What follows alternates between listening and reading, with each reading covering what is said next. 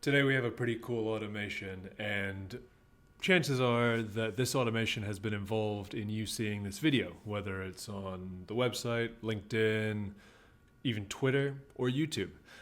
This is all about leveraging the content you create and getting it out to the places where people can find it. I did not come up with this scenario. Pete Callahan, a good friend who founded typoro.com, check it out, a LinkedIn posting tool, among other things. He inspired it, especially this part of the automation. But we rebuilt it to basically make sure that anything that I'm recording with my cool hat makes it out to the people who want to see it or don't want to see it. It works in two parts. So basically I'm using Screen Studio right now to record this, the nice little videos in the corner. When I'm done with it in Screen Studio, I generate a transcript within Screen Studio, and it's named the same thing as the video. I do any tweaks I want, I then export it and upload it to a Google Drive. Every day at 1 p.m., this first automation is watching that Google Drive, and it will take one new video.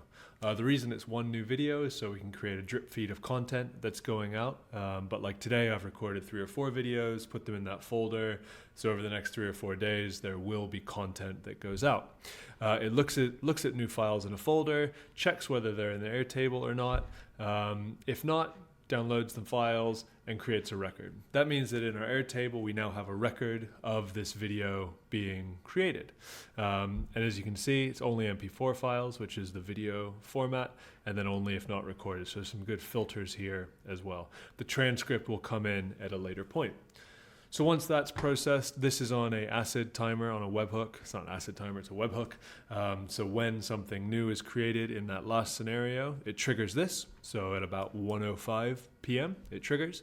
It's a custom webhook created with Airtable, which is great. So there's webhooks within it. It will get the new record. It will get the new transcript that we've uploaded. It will start to match pattern. Sorry, that's not right. This Google Doc is all of our prompts. So we changed it so that now when you have a prompt in here, or even in here, it's all from one centralized document, so we can edit it.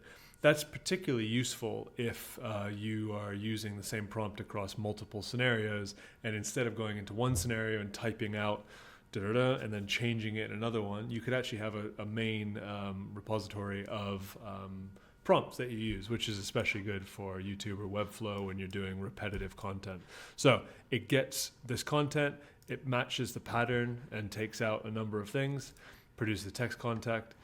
Within what it then does, puts it through to the router, it takes the prompt, writes a description for YouTube, downloads the media file that I've uploaded in Google Drive. This again comes from the output in ChatGPT. We've basically created it so that it has an output that is pattern matched. If it's going to load, you can see this is the prompt that we have in our Google document. This is the transcription. Uploads it to YouTube, records the link back in the Airtable document so that we know where it is, and it's used in next stages. Comes through here, writes us a nice article for Webflow, and again pulls out the description, the article, and the title, and then it takes the YouTube link that we've got here, creates an item in Webflow, and then it notifies us. So in Slack, the editor will get a notification that says you've got a Webflow article to edit and a YouTube link. They then just need to go in, upload a thumbnail, edit it, do some internal linking for SEO, then comes down this route, and again writes the same thing for LinkedIn.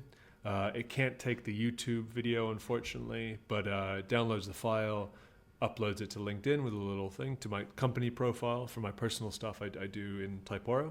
Shout out to Pete again. And then I need to hook up Twitter, but this will come down here and upload the video to Twitter. If you want this blueprint, let me know and I can download it and send it to you. It's a great way to leverage the stuff you're already doing. And the reason I really love it is that the input is all me. The processing is then AI. So it means that I can really say whatever I want. It then is taken and put into the right place, meaning that we don't have to remember to then leverage the content we're already creating. That's all from us at 2 Cores. Have a good day.